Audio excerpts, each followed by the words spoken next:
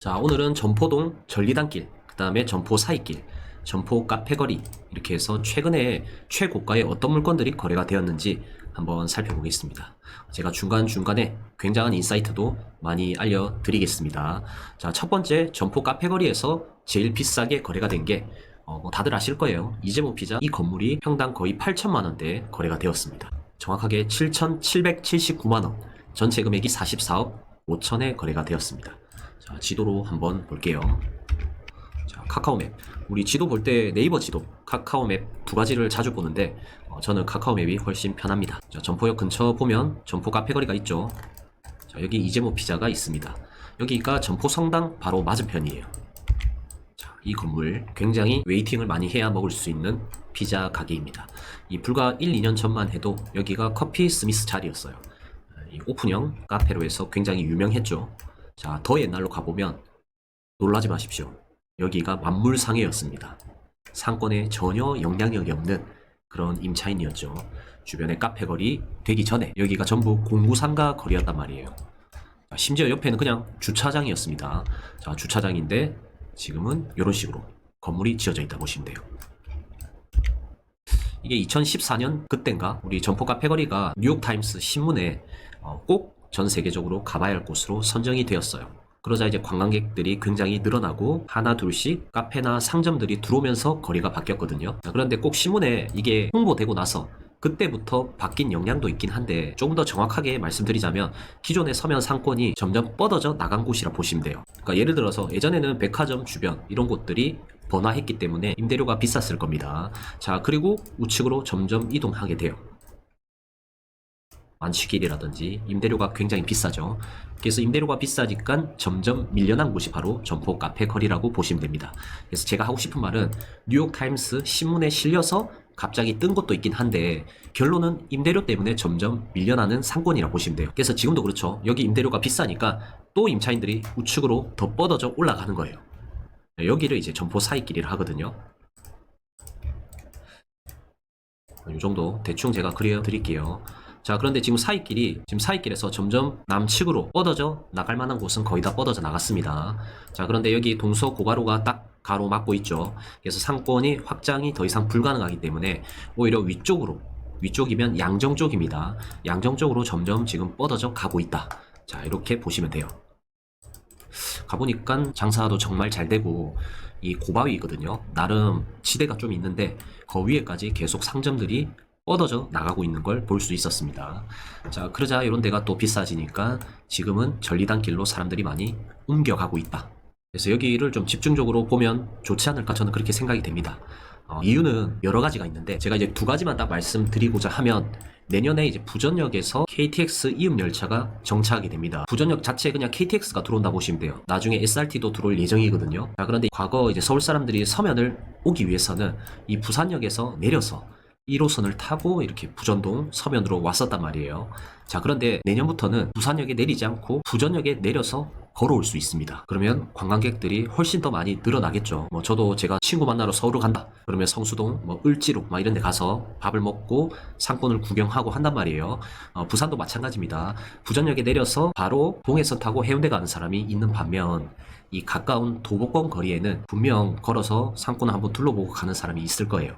저는 많이 늘어날 거라 봐요. 자, 그래서 그 중에서 도보권 영향력이 있는 곳이 이 전리단길입니다. 한 500m, 600m 이내 거리. 자, 그리고 동해선 이거 있죠. 이 파란색 노선을 동해남부선이라고 하거든요. 이게 지금 울산 태화강까지 연결이 되어 있습니다. 물론 배차 간격이 조금 길긴 한데 이것도 아마 줄어들 거예요. 그래서 보면 거제역, 교대 지나가죠. 그 다음에 우리 학군으로 유명한 동래구도 지나가고, 자, 원동, 재송동, 그 다음에 센텀, 우리 업무지구 센텀도 지나가고요. 백스코, 그 다음에 신해운대역 지나가고, 관광지 오시리아, 자, 더 나아가서 일광, 기장 쭉 올라가겠습니다. 쭉 올라가면은 여기 자, 온산공단 인근 덕화역도 있고요. 그 다음에 더 나아가서 현재는 태화강역까지 연결이 되어 있습니다. 울산의 현대백화점 아시죠? 여기 울산 롯데백화점, 현대백화점이 아니고 롯데백화점 그 라인에 태화강역이 지금 들어와 있습니다. 그래서 원래 외곽지였어요. 여기가 살짝 중심에서 외곽이었는데 지금 태화강역이 딱 우측에 세팅이 되니까 지금 현장 가보시면 이런 것들 지금 다 신축하려고 준비하고 있습니다. 오피스텔이나 뭐 업무 관련된 시설 이런 것들이 많이 들어오겠죠. 제가 하고 싶은 말은 이 파란색 노선 동해남부선이 앞으로는 인구 수송이 원활하게 진행될 노선이다. 뭐 당연한 거 아니겠습니까? 우리가 교통이 편해지면 편해질수록 오히려 더 큰 도시로 몰리게 되어 있습니다. 그래서 우리 GTX 들어보셨죠? 빠른 지하철이거든요. 그게 다 강남으로 연결이 된단 말이에요. 삼성역이나 이런데. 결론은 정리해보면 우리가 교통이 좋아진다. 그러면 사람들이 더 큰 지역으로 몰릴 수밖에 없습니다. 그래서 울산과 부산이 연결이 되면 만약 쇼핑을 한다. 그래도 센텀까지 와서 백스코까지 와서 쇼핑을 할 가능성이 높고요. 마산까지도 연결이 될 예정입니다. 이게 내년인가 내후년에 개통이 예정되어 있거든요. 지금 가보면 노선을 다 만들었어요.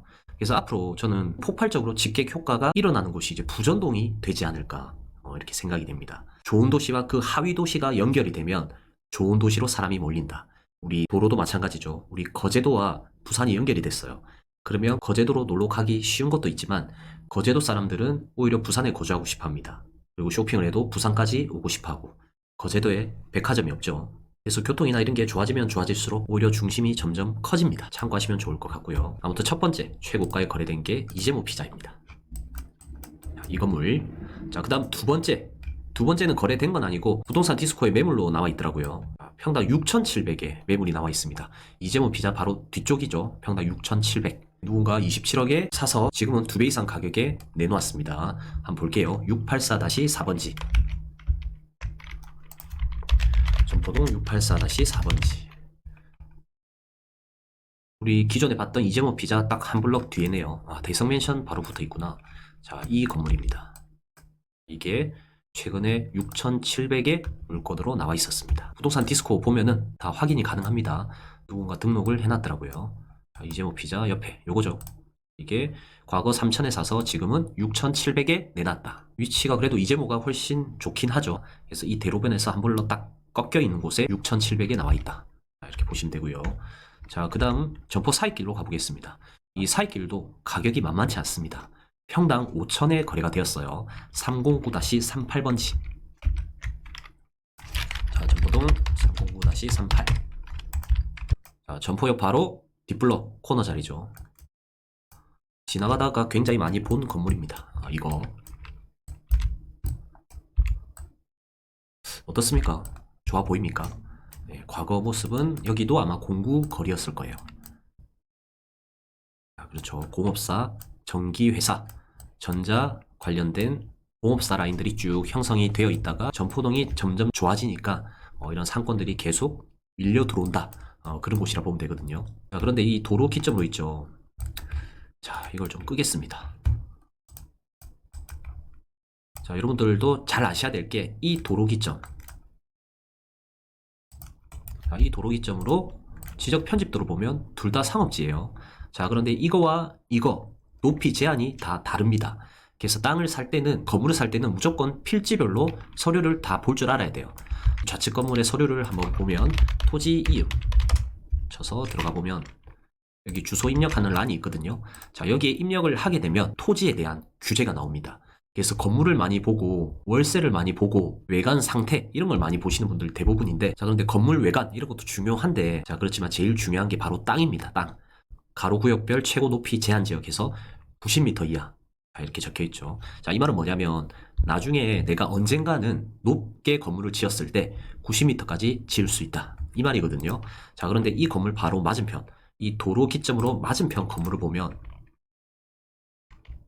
자, 놀라지 마세요. 드래그해서 자, 최근 열람에서 보시면 아까 첫 번째 보셨던 거는 90m. 자, 이거는 보세요. 24m까지 밖에 못 짓습니다. 몇 배 차이고? 거의 4배 차이죠. 그러니까 도로 하나 기점으로 좌측과 우측 차이가 굉장히 많이 납니다. 좌측은 90m 지을 수 있고 우측은 24m 밖에 못 지어요. 자, 그래서 겉모습에 속으면 안 됩니다. 보세요. 자, 뭐 은행도 좋긴 한데 파리바게뜨 이렇게 높은 건물 있죠. 이런 게 임대료는 더 잘 나올 거 아니에요. 자, 그런데 이게 더 훨씬 이런 식으로 높게 지을 수 있다. 자, 높게 지을 수 있는 땅이 왜 좋냐? 많이 높게 지을수록 시행사가 그 물건을 매입해서 쪼개서 더 비싸게 팔고 마진율이 훨씬 좋거든요. 그래서 도시가 점점 좋아지면 좋아질수록 건물들은 다 높아진다 보시면 돼요. 나중에는 우측과 좌측 땅값이 차이가 점점점 벌어진다 보시면 됩니다. 자, 그래서 우리가 만약 두 개의 물건이 비슷한 금액에 매물로 나왔다. 자, 그러면 좌측 걸 사는 걸 저는 추천드리겠습니다. 굉장히 중요한 내용이에요. 부동산 중개사님들이 이런 것까지 설명을 안 해드려요. 그래서 이런 걸 미리 알고 있어야 됩니다. 내용을요. 참고하시면 좋을 것 같고, 아무튼 이게 평당 얼마였죠? 자, 이게 평당 4,900, 거의 5,000에 거래가 되었습니다. 자, 그 다음 하나 더 볼게요. 4,500에 거래가 된 게 있네요. 자, 보세요. 제가 아까 말씀드린 게 방금 요거 90m짜리가 4,900에 거래가 되었죠. 자, 그런데 여기는 4,500에 거래가 되었습니다. 이 말은 뭐냐? 24m 짓는 땅과 90m 지을 수 있는 코너 자리 땅이 가격이 거의 비슷하게 나왔다 보시면 돼요. 그래서 지금은 모르지. 지금은 고만고만한 건물들이 있기 때문에 잘 모르는데 이게 고층 건물로 바뀌어야 되는 순간은 몸값이 이게 훨씬 더 높아진다. 이걸 좀 말씀드리고 싶습니다. 305-4번지 볼게요. 전포동 305-4번지. 아까 봤던 게 요거죠. 요건데 한 블럭 바로 안쪽이네요. 셀프 스튜디오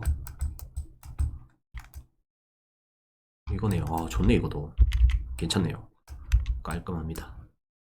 자, 이게 최근 두 번째로 비싸게 거래가 되었습니다. 자, 그 다음 전리단길 한번 보겠습니다. 전리단길도 가격이 만만치 않네요. 4천만원대 663-5번지 총 39억 5천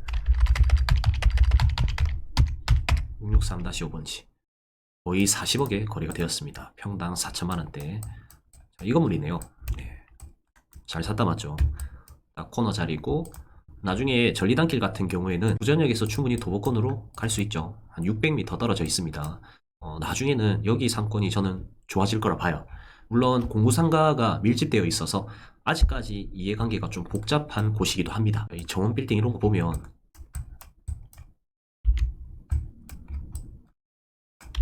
보세요. 이런 거 막 여러 개가 이제 다 위에 아파트도 있고 여러 개가 밀집되어 있죠. 이런 거는 뭔가 신축으로 재탄생하기에는 다소 어렵거든요. 이해관계가 복잡하기 때문에 이 건물도 마찬가지입니다. 세입자들이 워낙 다양하고 많이 들어가 있기 때문에 새롭게 신축하기에는 다소 어렵다 보시면 돼요. 상권이 폭발적으로 성장하기에는 좀 시간이 걸리지 않을까 이렇게 생각이 됩니다. 자, 아무튼 이 건물이 평당 4천 이렇게 해서 39억 5천에 거래가 되었습니다. 자, 하나 더 볼게요. 평당 7천에 거래가 된 것도 있습니다. 여기는 부전동이네요. 117-3번지. 오히려 서면역과 더 가까운 이 코너 자리 건물이 평당 7천에 거래가 되었습니다. 요거네요. 너무 좋네. 전면이 넓다 맞죠? 이 맞은편에 DB 손해보험 부산 사옥이 신축 공사되고 있거든요. 이게 24층까지인가 지어지는 걸로 알고 있습니다. 제가 최근에 계속 다니는 골목인데 이런 것도 나름 좋은 현상입니다. 자, 보세요. 저층 중심에서 24층까지 지어지고 이게 부산 사옥, 손해보험 이런 게 다 일자리거든요. 일자리 인구가 여기에 많이 몰려올 거란 말이에요. 자, 그러면은 이 일자리 인구로 인해서 뒤쪽 이런 상권은 지금보다는 더 좋아지지 않을까 이렇게 생각되는 거죠. 오피스텔도 마찬가지예요. 이게 보면 예전에는 여기가 아마 낮은 건물이었을 겁니다. 자, 여기에 만약에 인구가 거주한다, 유동 인구가 발생한다, 일자리 인구가 발생해봤자 몇 명이나 되겠습니까? 몇 명 안 되겠죠. 자, 그런데 이게 높은 고층으로 바뀌어버린다. 자, 그럼 한 호실당 한 명씩은 들어가 있을 거 아니에요. 그래서 요 앞에 편의점이 만약에 있으면 이런 게 들어오면 장사가 과거보다는 훨씬 더 잘 된다 보시면 돼요. 서울깍두기죠. 이런 것도 장사가 옛날보다는 잘 되는 거죠. 왜? 저층에서 고층으로 바뀌면서 수요가 더 들어왔기 때문에. 자, 그리고 추가적으로 DB 손해보험 이런 것도 일자리가 들어오면 점심 먹으러 나와야 될 거 아니에요. 자, 그러면 이런 상권에 유동이 훨씬 더 많이 발생될 거다. 그러면 장사가 잘 되면 상권이 좋아지고, 상권이 좋아지면 임대료가 올라갑니다. 그럼 임대료가 올라가면 자연스럽게 매매 가격까지 올라가는 그런 현상들이 발생되겠죠. 그래서 이쪽 라인도 저는 좀 유심히 지켜보고 있습니다. 왜냐면 저는 앞으로 뭐 전리단길, 점포 사이길, 카페거리 이런 데도 당연히 좋아질 거라 보는데, 그래도 역세권과 가까우면서 일자리 인구들이 쭉 들어오는, 자, 여기가 사옥 라인이거든요. 일자리가 근로복지공단부터 해서 지금 하나씩 계속 들어오고 있습니다. 신한은행도 있고 여기 병원도 있고 손해보험도 들어오고, 그리고 KTX 연결되고 하면 앞으로 이런 데가 좀 더 가속화될 거예요. 서울에 있는 빌딩, 서울에 있는 회사들이 이쪽으로 세팅을 하고 싶어 할 겁니다. 그러면 그런 게 많이 들어와 준다. 자연스럽게 인구가 늘어나는 효과라 보시면 되겠죠. 그러면 이 바로 딱 붙어 있는 뒤쪽 상권, 이런 데는 장사가 잘 될 거다. 바로 맞은편에 만취길이 있긴 한데, 만취길 젊은 사람들이 많이 가지, 이 직장인들은 생각보다 많이 안 갑니다. 거의 20대들이 여기 많이 뭉쳐 있다 보시면 돼요. 그래서 상권을 볼 때 뭐 여러 가지가 있긴 한데, 요즘에 이제 뭐 해운대가 좋다, 뭐 광안리가 좋다, 무조건 바다다, 바닷가 쪽이 좋다지만 사실 해운대에서 뭔가 모임을 하려고 하면 누군가는 희생을 해야 됩니다. 사하구나 뭐 대전아 이런 데 사는 사람들 있죠. 북구라든지 해운대까지 가려면 꽤 멀다 말이에요. 쉽지 않아요. 이게 꽤 멀거든요. 그래서 누군가는 반드시 희생이 따릅니다. 자, 그런데 서면 같은 경우에는 부산 전체 인원이 딱 중심으로 모이기에 굉장히 좋습니다. 뭐 북구든 사하구든 뭐 사상구든 뭐 해운대부터 해서 외곽지에서도 제일 중심인 게 바로 서면이거든요. 그리고 노선도 1호선과 2호선 두 개가 교차죠. 그리고 동해선이 울산에서 수요를 땡겨올 수 있고, 제가 마산에서도 곧 개통이 예정되어 있다 말씀드렸죠. 그러면 거기 수요도 땡겨올 수 있단 말이에요. 자, 그리고 내년에 뭐가 있습니까? KTX가 또 연결이 돼요. 그럼 KTX 수요까지 땡길 수 있습니다. 자, 더 나아가서는 이 부전역에 복합 환승센터가 들어오거든요. 이 무슨 말이냐면, 자, 이 복합 환승센터 이 조감도로 보면 엄청나죠. 자, 예를 들어서 지하에는 지하철이 다니고 지상에는 고속버스 있죠. 고속버스도 여기에 집어넣고요. 그리고 뭐 2층에는 KTX가 지나가고 3층에는 SRT가 지나가고, 이런 게 바로 복합 환승센터입니다. 그러니까 모든 교통은 여기에 다 몰린다, 그렇게 보시면 되거든요. 자, 그 말은 뭐냐? 앞으로 더욱 유동 인구가 많아질 거다, 그렇게 생각을 하시면 됩니다. 자, 그리고 추가적으로 더 가속화시킬 수 있는 신호탄이 뭐가 있을까? 여기죠. 촉진지구. 시민공원 주변으로 해서 고정수요, 앞으로 언제 될지 모르겠지만 아파트가 들어올 예정입니다. 재정비 촉진구역 해서 주변에 굉장히 많은 개발이 예정되어 있습니다. 자, 그러면은 고정수요, 그 다음에 교통에 의한 유동수요, 그리고 뭐 본사나 이런 게 계속 들어오고 있다 했죠. 그러면은 일자리까지 당연히 주변의 상권에 영향을 미칠 수밖에 없다.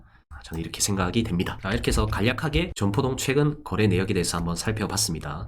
정리를 좀 해보면, 최근 거래된 게 이제 전포역 밑에 전포가 패거리가 최고가 7,000을 찍었다.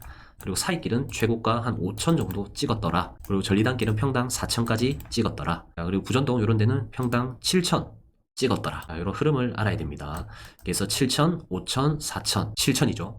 그래서 시세를 볼 때는 거래 내역도 중요한데 물건 나와 있는 걸 많이 보셔야 됩니다. 그래서 이 지역에 대한 흐름, 얼마에 거래가 되었는지, 최고가는 얼마에 거래가 되었고 최근 나온 매물들은 얼마에 나오고 있는지, 이런 지역에 대한 흐름을 꿰뚫고 있어야 돼요. 그래야 나중에 물건이 나왔을 때 내가 살 수 있는 힘이 생기는 겁니다. 제 영상을 보면 힘이 많이 생길 거예요. 제가 이런 식으로 앞으로 전국 지역을 다 분석을 해드릴 겁니다. 자, 참고하시면 좋을 것 같고요. 오늘 영상은 여기서 마치고, 내용이 좋았다면 구독과 좋아요 하나씩 눌러주시고요. 댓글도 달아주시면 저에게 큰 힘이 됩니다. 자, 이상 강장군이었습니다. 감사합니다.